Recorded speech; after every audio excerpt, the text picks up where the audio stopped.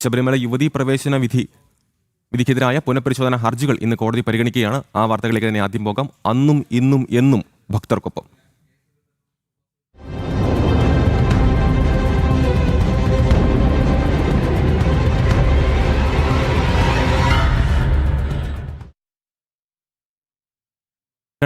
ിലെ ശബരിമല യുവതീ പ്രവേശന വിധിക്കെതിരായ പുനഃപരിശോധന ഹർജികൾ ഇന്ന് സുപ്രീം കോടതി പരിഗണിക്കും. ചീഫ് ജസ്റ്റിസ് സൂര്യകാന്ത് അധ്യക്ഷനായ 3-അംഗ ബെഞ്ചാണ് 7 വർഷത്തിനു ശേഷം മതസ്വാതന്ത്ര്യവുമായി ബന്ധപ്പെട്ട 67ഓളം ഹർജികൾ പ്രാഥമിക പരിഗണനയ്ക്കൊരുക്കുന്നത്. ഹർജികളിൽ വാദം കേൾക്കേണ്ട 9-അംഗ ഭരണഘടനാ ബെഞ്ച് രൂപീകരിക്കുന്ന അടക്കമുള്ള തീരുമാനങ്ങളും 3-അംഗ ബെഞ്ച് സ്വീകരിക്കും. വിവരങ്ങളുമായി എസ് ശ്രീകാന്ത് ചേരുന്നു. ശ്രീകാന്ത്, ഇപ്പോൾ 2018 ശബരിമല യുവതീ പ്രവേശന വിധിക്കെതിരായ പുനഃപരിശോധന ഹർജികൾ സുപ്രീം കോടതി പരിഗണിക്കുകയാണ്. 67ഓളം ഹർജികളാണ് പ്രാഥമിക പരിഗണനയ്ക്കുള്ളത്. എപ്പോഴാണ് കോടതി നടപടികൾ ആരംഭിക്കുക? അതോടൊപ്പം തന്നെ ഏറ്റവും പ്രധാനപ്പെട്ട കോടതി പരിഗണിക്കുന്ന വിഷയങ്ങൾ എന്തൊക്കെയാണ്?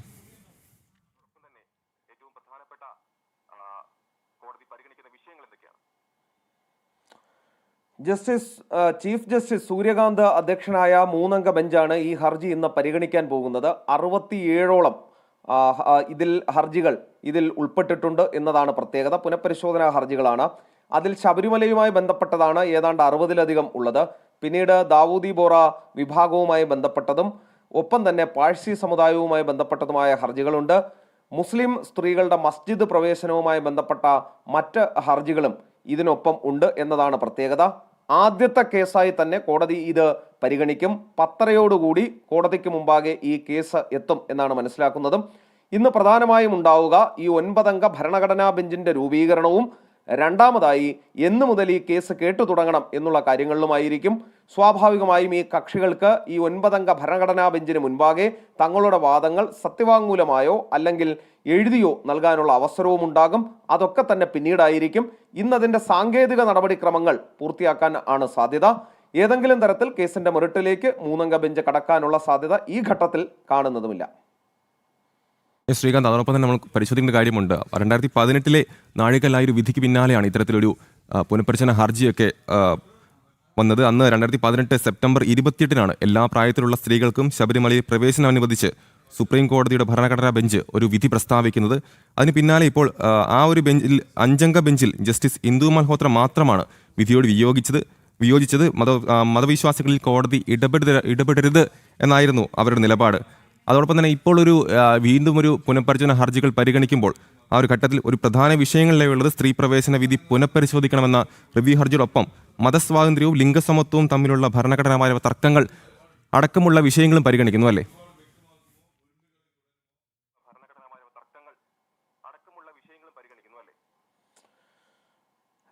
പുനഃപരിശോധനാ ഹർജി 2020 തന്നെ പരിഗണിച്ച് തുടങ്ങിയതാണ്. പക്ഷേ പിന്നീട് കോവിഡ് ഉൾപ്പെടെയുള്ള പ്രശ്നങ്ങൾ മൂലം അത് നിന്നു പോവുകയാണ് ഉണ്ടായത്. അതിനുശേഷമാണ് ഇപ്പോൾ വീണ്ടും പരിഗണിക്കാൻ ഒരുങ്ങുന്നത്. 7 ചോദ്യങ്ങൾക്കുള്ള മറുപടിയാണ് പ്രധാനമായും കോടതിയിൽ നിന്നും ഉണ്ടാകേണ്ടത്. ആ 7 ചോദ്യങ്ങൾ കോടതി ഇഴകീറി പരിശോധിക്കും. ശേഷം ഈ കേരളത്തിലെ ഈ ആരാധനാലയങ്ങളിൽ പ്രവേശനവുമായി ബന്ധപ്പെട്ടുള്ള നിയമമുണ്ട്. അത് ശബരിമലയ്ക്ക് ബാധകമാണോ? ഈ പൊതുസ്ഥലത്ത് എല്ലാവർക്കും പ്രവേശനം നൽകിക്കൊണ്ടുള്ള ഒരു ഉത്തരവുണ്ട്.